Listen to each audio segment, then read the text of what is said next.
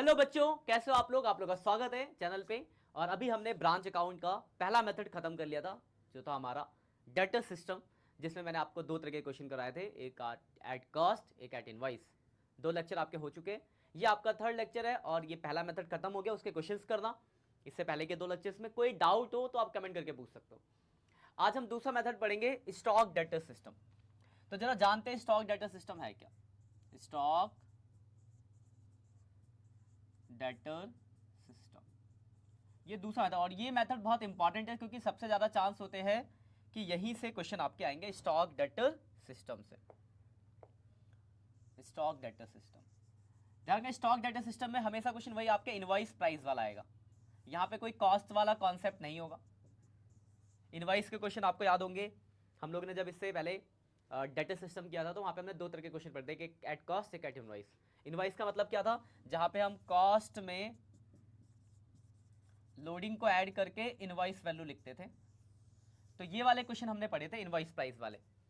तो अभी जो क्वेश्चन आएगा वो आपके इनवाइस वाले आएंगे। तो पहले हम समझते हैं स्टॉक डेटा सिस्टम है क्या, क्योंकि क्वेश्चन करना तो बहुत दूर की बात है। इस लेक्चर में आपको मैं बेसिक कॉन्सेप्ट बताऊंगा, क्या क्या चीजें हैं जो आपको याद रखनी है। फिर अगले लेक्चर में हम इसके क्वेश्चन देखेंगे, ठीक है। तो पहले समझते हैं ध्यान से जरा। तो देखो, जैसे एग्जाम्पल फॉर, ये हेड ऑफिस है, ठीक है, हेड ऑफिस है। तो हेड ऑफिस क्या करता है, ध्यान समझना बातों को। हेड ऑफिस क्या करेगा, शॉप स्टॉक से, मतलब जहां से सामान वो खरीदता हो या मैन्युफैक्चरिंग करता हो, वहां से सामान लेगा, उसके दो हिस्से करेगा। एक हिस्से तो वो अपने जनरल स्टोर में ले जाएगा अपने काम के लिए, अपने हेड ऑफिस में भी तो बेचेगा सामान, और कुछ वो ब्रांच को भेजेगा। तो ब्रांच को भेजने के लिए जो अकाउंट यूज करता है, आप लिखते थे goods send to branch account. तो बस उसी अकाउंट के थ्रू वो ब्रांच को गुड्स भेजता है, गुड्स सेंड टू ब्रांच। इसमें उसका कॉस्ट होगा, हो सकता है उसको, हो सकता है क्या होगा ही, वो अपना लोडिंग ऐड करेगा। तो लोडिंग जो ऐड करेगा उसके लिए एक अकाउंट बनता है ब्रांच एडजस्टमेंट अकाउंट, यहां से वो लोडिंग ऐड करेगा। और इसके बाद नीचे और एक अकाउंट बनाएगा, branch profit and loss account. अब क्या हुआ, कॉस्ट यहां थी, लोडिंग यहां से ऐड किया, टोटल वैल्यू वो ब्रांच को भेज देगा। तो ब्रांच को भेजेगा तो कहां चले जाएगा, ब्रांच के स्टॉक में। तो ब्रांच स्टॉक अकाउंट बनेगा। ब्रांच दो काम करेगा, वो कैश में गुड्स बेचेगा। तो अगर कैश सेल करता है ब्रांच, तो वो चले जाएगा पैसा ब्रांच के कैश में, कैश या बैंक, उधार भी तो बेच सकता है ब्रांच। तो ब्रांच अगर क्रेडिट में सेल करता है, क्रेडिट सेल, तो चले जाएगा ब्रांच डेटर के पास। फिर डेटर से कलेक्शन होगा, कलेक्शन तो यहां आएगा, और जितना भी पैसा होगा वो सीधा मेड ऑफिस को वापस कर देंगे। तो इतने सारे आपको अकाउंट दिख रहे होंगे। तो ये सारे अकाउंट नहीं बनाने, घबराने की जरूरत नहीं है, ये तो बहुत सारे अकाउंट हो गए। बेसिकली जो इंपॉर्टेंट है, जो कि हर क्वेश्चन में आपको ये अकाउंट बनाने ही बनाने होंगे, पहला बनाना होगा ब्रांच स्टॉक अकाउंट, दूसरा ब्रांच डेटर अकाउंट, तीसरा ब्रांच एडजस्टमेंट, जहां से आपका निकलेगा ग्रॉस प्रॉफिट। क्या निकलेगा यहां से भाई साहब, ग्रॉस प्रॉफिट। कैसे बनेगा देखेंगे। और एक ब्रांच पीएनएल अकाउंट चौथा, यहां से निकलेगा आपका नेट प्रॉफिट या लॉस। तो पॉजिटिव लेके चलते, इसे मैंने प्रॉफिट लिखा। तो एक दो तीन चार, ये चार अकाउंट तो हर क्वेश्चन में बनेंगे। इसके अलावा कभी हो सकता है किसी एसेट्स के लिए छोटा मोटा इन्फॉर्मेशन हो तो अकाउंट बनाना पड़े, छोटा मोटा सा अकाउंट बनाना पड़ जाए। लेकिन ये चार जो मेन अकाउंट है आपके, branch stock, branch adjustment, branch debtor, branch PNL, ये चार अकाउंट आपको हर क्वेश्चन में बनाने होंगे। ये ऊपर वाले अकाउंट बनाने को नहीं मिलते। कभी कभी छोटा सा अकाउंट बोल देता है good send to branch account बनाने का, तो मैं आपको क्वेश्चन में ही दिखा दूंगा, बहुत सिंपल सा छोटा सा बनता है, इतना इतनी सा बस, एक लाइन इधर लिखा, एक लाइन इधर, खत्म। तो मेन जो अकाउंट है वो चार है, branch stock, branch debtor, branch adjustment, branch PNL. तो पहले इन चारों अकाउंट के फॉर्मेट को समझ लेते हैं, ठीक है। सेकंड पेज है, एक साथ आप स्क्रीनशॉट लेना बाद में। तो पहला अकाउंट है branch stock account.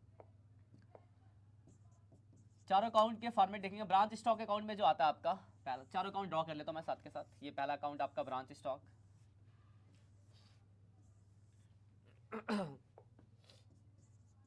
Branch profit and loss, पहले एडजस्टमेंट बनाते हैं, branch adjustment, branch adjustment account. कुछ लोग क्या करते हैं, एडजस्टमेंट के नीचे इसी में पीएनएल को एडजस्ट कर देते हैं, इसके नीचे भी आप कर सकते हो, कोई दिक्कत नहीं है, मैं अलग से बना के दिखा रहा हूं आपको। तीसरा branch profit and loss account,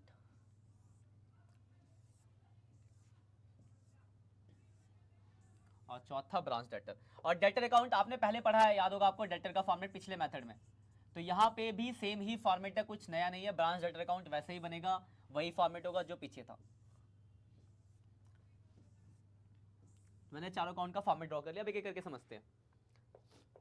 देखो ब्रांच स्टॉक का मतलब क्या है, देखो नाम ही है स्टॉक अकाउंट, तो इसमें क्या आएगा, स्टॉक आएगा, साफ सीधी बात है।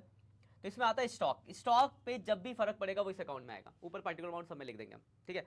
तो स्टॉक पे जब भी फर्क पड़ेगा ब्रांच अकाउंट में आएगा। तो सबसे पहले ओपनिंग स्टॉक आया, तो यहाँ लिख दोगे आप ओपनिंग स्टॉक। तो कौन सी वैल्यू पे लिखोगे भाई, तो आप लिखोगे इनवॉइस वैल्यू पे। आपको याद होगा जब हम इनवॉइस वाले क्वेश्चन करते हैं इसका लोडिंग हम इधर अपोजिट साइड भेज देते हैं जब हम ब्रांच अकाउंट बनाते हैं, पर यहाँ पर आपने लोडिंग के लिए अलग अकाउंट बना रखा ब्रांच एडजस्टमेंट, तो इसका जो भी लोडिंग होगा कैसे निकालते आपने सीख रखा है उसमें। तो यहाँ पे आएगा साइड सेम ही है पर दूसरे अकाउंट में ब्रांच एडजस्टमेंट अकाउंट में आएगा, तो उसका जो भी क्या होगा आपका लोडिंग होगा। तो ओपनिंग स्टॉक उसका लोडिंग इधर, तो वैसे यहाँ पे क्या आएगा आपका क्लोजिंग स्टॉक, ये भी इनवॉइस प्राइस पे लिखोगे आप, और क्लोजिंग स्टॉक का लोडिंग कहां जाएगा फिर इस साइड आएगा, बोलोगे सर क्लोजिंग स्टॉक रिजर्व।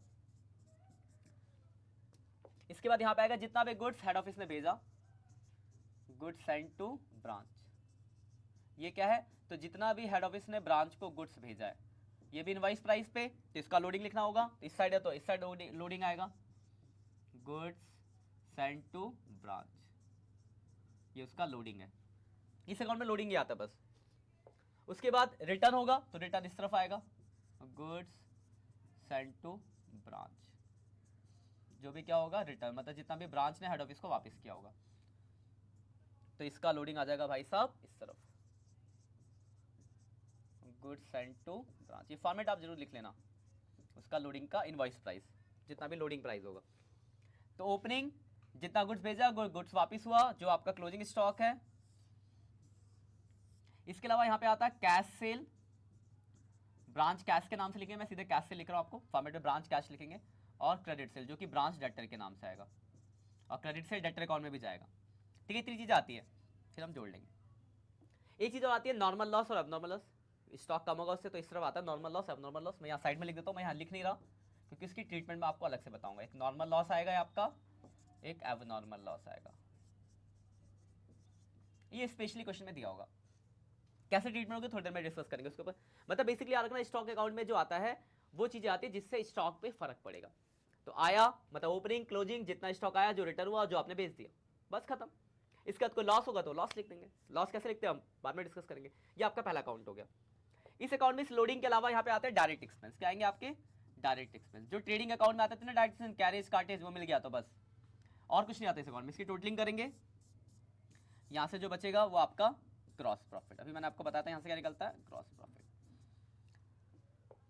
वो ग्रॉस प्रॉफिट यहाँ ट्रांसफर कर देंगे पीएनएल अकाउंट, वही पीएनएल अकाउंट का फॉर्मेट है फाइनल अकाउंट वाला। इधर की साइड जो भी आपकी इनकम होंगी, इधर क्या आएंगे आपके, तो इनडायरेक्ट एक्सपेंस, मतलब जो भी बाकी खर्चे बच गए और जो भी कोई लॉस बच गया तो वो, फिर इसकी टोटलिंग कर दोगे, जैसे बैड डेब्ट्स एड डेब्ट्स हो गया, डिस्काउंट हो गया, ये सब आएगा, यहाँ से निकल जाएगा आपका नेट प्रॉफिट। और डेटर अकाउंट का फॉर्मेट आप जानते हो, जैसे वही है balance BD, opening debtor, balance CD, closing debtor, same format है पुराना वाला। इधर क्या आता है कैश कलेक्शन, बैंक, बीआर लिख दिया मैंने बैंक। उसके बाद क्या आता है, तो डिस्काउंट आता है, वही सेम पुराना फॉर्मेट है, अलग कुछ भी नहीं। अलाउंस आता है, सेल्स रिटर्न हो गया, बैड डेब्ट्स हो गया, इधर की साइड क्या आता है, तो क्रेडिट सेल आता है, और बीआर या बैंक चेक डिसऑनर जो होगा, मतलब डिसऑनर वाला, तो डिसऑनर से आपका डेटर बढ़ जाता है, इतनी जाती है। ये पूरा देखो ये फॉर्मेट पुराना है, इस फॉर्मेट ज़्यादा कुछ है नहीं, ग्रॉस प्रॉफिट लिखना, इनकम और खर्चे।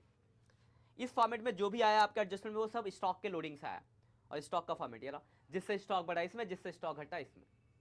तो ये 4 छोटे छोटे फॉर्मेट है जो ध्यान रखने, पहले आप ये लिखोगे ध्यान से, बताइए मेथड थोड़ा बड़ा है तो आपको सारी चीज़ें पता होनी चाहिए, क्वेश्चन आप डायरेक्ट नहीं कर सकते। इतना पता होने के बाद कि 4 अकाउंट बन गए आपके, आप स्क्रीनशॉट ले लो पहले यहाँ तक के। ये पहला पेज था, ये दूसरा पेज, ये पाई डायग्राम से बहुत समझने के लिए। तीसरा पहला स्टॉक का अकाउंट, चौथा एडजस्टमेंट का अकाउंट, पांचवा पीएनएल, छठा डेटर। इसके बाद मैंने आपको बताया 2 तरह के लॉस है, तो लॉस की ट्रीटमेंट, ये सब बेसिक चीजें आपको पता होनी चाहिए, फिर क्वेश्चन दिखाऊंगा ना तो आपको समझ आएगा। पहले आपको इसको पढ़ना है तब जाके क्वेश्चन करना, सीधे क्वेश्चन करोगे कुछ भी नहीं होने वाला, पहले पढ़ो आप, इन चीजों को पता रखो। तो लॉस में 2 लॉस थे, एक था आपका नॉर्मल लॉस और एक था आपका एबनॉर्मल लॉस, इन दोनों की ट्रीटमेंट आपको पता होना चाहिए। उसके बाद एक रिटर्न बताऊंगा। पहले बात करते हैं हम नॉर्मल लॉस की। कौन से लॉस की? Normal loss. आप ये बहुत बढ़िया से जानते हो कि नॉर्मल लॉस क्या होता है, एबनॉर्मल लॉस क्या होता है। नॉर्मल लॉस जो आपके कंट्रोल में नहीं है, जो आप नहीं बचा सकते, जो होगा ही होगा। जैसे अगर मैं 10 किलो, मान लो 100 किलो दूध ले सब्जी लेके आ रहा हूँ बेचने के लिए, तो मुझे पता है उसमें 10 किलो खराब निकलेंगे, वो नॉर्मल है। लेकिन बारिश हो गई और पूरा 100 में से 50 किलो खराब हो गया, 500 में से 100 किलो खराब हो गया, तो बारिश की वजह से हुआ, वो एबनॉर्मल लॉस है। तो नॉर्मल लॉस की जो ट्रीटमेंट होती है, एक तो स्टॉक कम होगा, इसकी ट्रीटमेंट देखना दो जगह आएगा। एक तो ब्रांच स्टॉक, स्टॉक आपका कम होगा, स्टॉक कम होगा तो क्रेडिट साइड में आना चाहिए, तो क्रेडिट में आएगा। और कौन से अकाउंट से एडजस्ट होगा? ये ब्रांच एडजस्टमेंट अकाउंट से। मतलब नॉर्मल लॉस का पूरा अमाउंट हम जो एडजस्ट करते हैं अपने प्रॉफिट से करते हैं, जो हमने लोडिंग एक्स्ट्रा भेज रहे हैं। तो ब्रांच एडजस्टमेंट अकाउंट के किस साइड आ जाएगा ये? तो डेबिट साइड में आ जाएगा। ब्रांच स्टॉक नॉर्मल लॉस, समझ गए? अगर नॉर्मल लॉस हुआ जितने भी 100 200 500 दिया होगा सीधे, तो आपको क्या करना है, उसे स्टॉक कम कर दोगे और अपना लोडिंग कम कर दोगे। तो स्टॉक के क्रेडिट में और लोडिंग के डेबिट में, याद रखना। अब आते हैं हम, इसके स्क्रीनशॉट ले लो आप, लिखते रहना साथ के साथ। अब आते हैं एबनॉर्मल लॉस। एबनॉर्मल लॉस, तो एबनॉर्मल लॉस में देखो क्या होगा, कहां कहां ट्रीट होंगे। तो ब्रांच स्टॉक अकाउंट में तो जाएगा क्योंकि स्टॉक कम हुआ है, और इसका इफेक्ट दो अकाउंट में और पड़ेगा, ब्रांच एडजस्टमेंट अकाउंट, कैसे अभी बताता हूं, और branch profit and loss account. जो भी आपका एबनॉर्मल लॉस होगा यहाँ आ जाएगा एबनॉर्मल लॉस। इसके दो हिस्से हो जाएंगे, एक जाएगा ब्रांच स्टॉक में, मतलब स्टॉक में तो है ये, कह रहा हूं मैं, ब्रांच एडजस्टमेंट में, और एक जाएगा ब्रांच प्रॉफिट एंड लॉस में। ये है क्या भाई? तो ये है आपका एबनॉर्मल लॉस।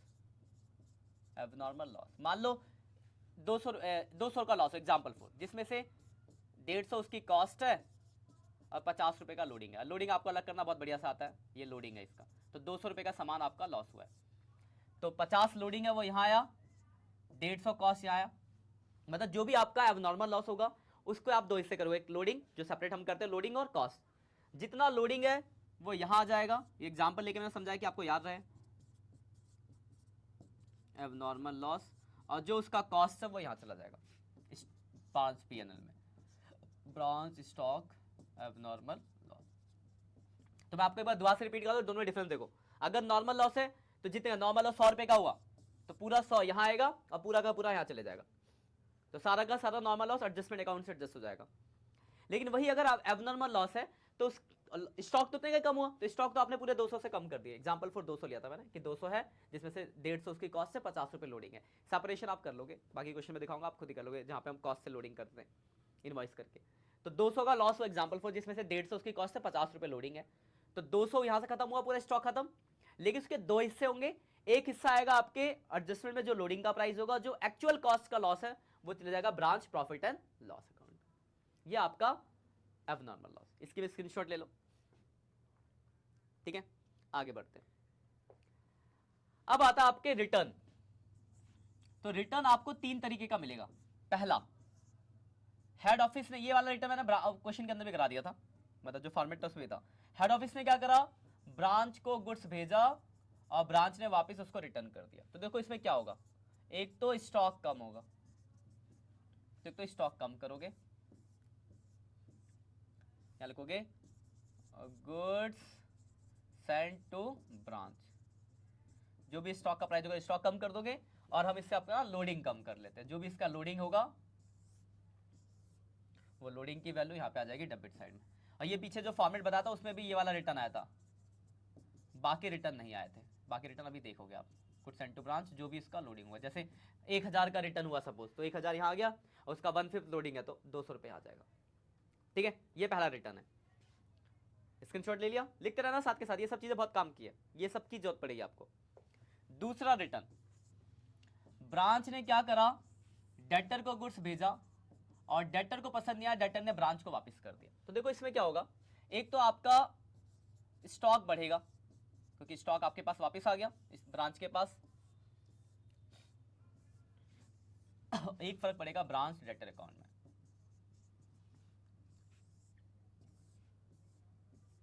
तो एक ये सेल्स रिटर्न एक तरीका है ना, तो एक तो यहां लिखोगे ब्रांच स्टॉक, डेटर कम हो जाएगा, सेल्स रिटर्न, डेटर कम हो गया आपका, और आपसे इससे आपका स्टॉक बढ़ जाएगा, तो ब्रांच डेटर सेल्स रिटर्न। तो आपका क्या हुआ, सीधा सा डेटर ने ब्रांच को वापस किया तो डेटर कम और स्टॉक बढ़ गया। ये आपका दूसरे तरीका का रिटर्न। क्लियर है बात? इन सारी बातों को ध्यान रखना, मैं बार बार बता रहा हूं क्योंकि यही इसकी नींव है, मतलब इस फॉर्मेट की नींव अगर आप समझ गए तो क्वेश्चन करने में कोई परेशानी नहीं, 2-4 क्वेश्चन करोगे सब खत्म, पर कॉन्सेप्ट आपको पता होना चाहिए। तो ये दूसरा है। अब आता है तीसरा और आखिरी रिटर्न। ब्रांच ने क्या करा, डेटर को गुड्स भेजा और डेटर ने सीधे जाके हेड ऑफिस को वापस कर दिया। आप बोलोगे क्या ऐसा हो सकता है? तो बिल्कुल हो सकता है। सपोज एग्जांपल देता हूं, सपोज करो मैं गया जयपुर, ठीक है, और जयपुर घूमने गया तो वहां मुझे कोई सामान पसंद आ गया, मैंने खरीद लिया। अब मैं दिल्ली वापस आ गया अपने यहाँ, अब मुझे उस सामान में कुछ डिफेक्ट लग रहा है और दिल्ली में उसका हेड ऑफिस है, तो मुझे उस ब्रांच पे जाके रिटर्न करने की कोई जरूरत नहीं है। मैं वापस जयपुर खर्च करके थोड़ा जाऊंगा रिटर्न करने, जाऊंगा दिल्ली में हेड ऑफिस, क्योंकि दिल्ली में रहता हूं, जाकर रिटर्न कराऊंगा। तो ऐसे रिटर्न भी होते हैं। तो अगर डेटर सीधे हेड ऑफिस को रिटर्न कर दे तो देखो ब्रांच का डेटर तो कम होगा, तो ब्रांच का डेटर आप कम कर दोगे, सेल्स रिटर्न, डेटर आपका कम हो गया। लेकिन गुड्स अब ब्रांच को ना पहुंच के सीधे हेड ऑफिस को पहुंच गया, तो जब गुड्स हेड ऑफिस के पास पहुंच जाता है तो हेड ऑफिस ने जो उस गुड्स पे लोडिंग भेजा होता है, भेजते टाइम ऐड किया होता है, वो वापस चला गया तो लोडिंग रिटर्न कर देते हैं। तो ये लोडिंग कम हो जाएगा, तो यहां से सेल्स रिटर्न करके या ब्रांच डेटर करके जो भी उसका लोडिंग होगा उस लोडिंग को यहां लिखना है। जैसे एग्जांपल फॉर डेटर ने 2000 के गुड्स वापस किया, 1/5 लोडिंग है इनवाइस पे, तो 2000 का 1/5 400, तो 2000 से डेटर कम हो जाएंगे और 400 रुपए का जो लोडिंग है वो यहाँ पे आ जाएगा।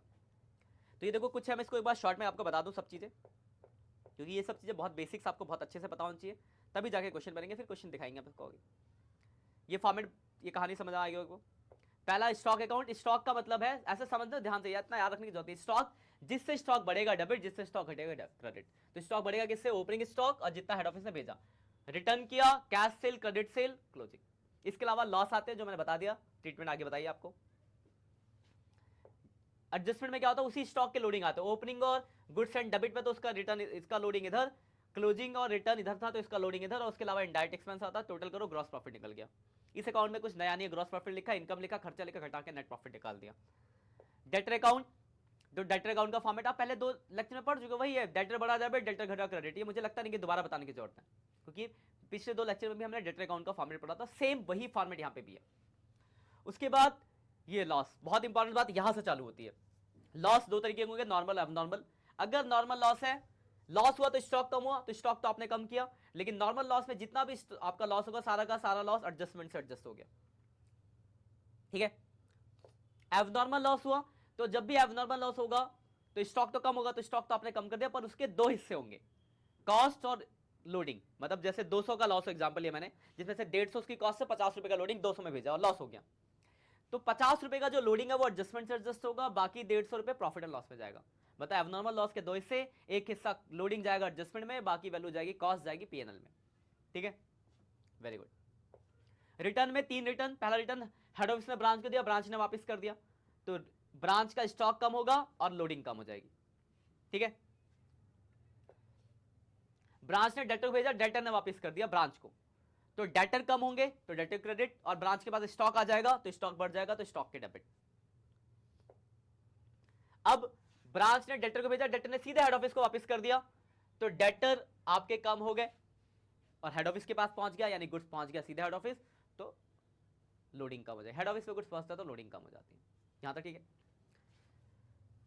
इसके बाद कुछ छोटी छोटी बातें और है, लेक्चर पे भी जुड़े रहना, अभी हम कुछ और बातें डिस्कस करेंगे।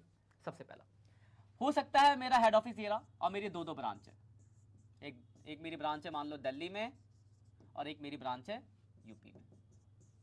तो कभी कभी हेड ऑफिस क्या कहता है एक ब्रांच को कि एक काम करो, आप यहां से इस वाले ब्रांच को गुड्स भेज दो, क्योंकि मैं तो बहुत दूर हूं और यहाँ पे सेल बढ़ गया, आपके यहाँ स्टॉक पड़ा हुआ है। कर सकता है ब्रांच, हेड ऑफिस कह सकता है।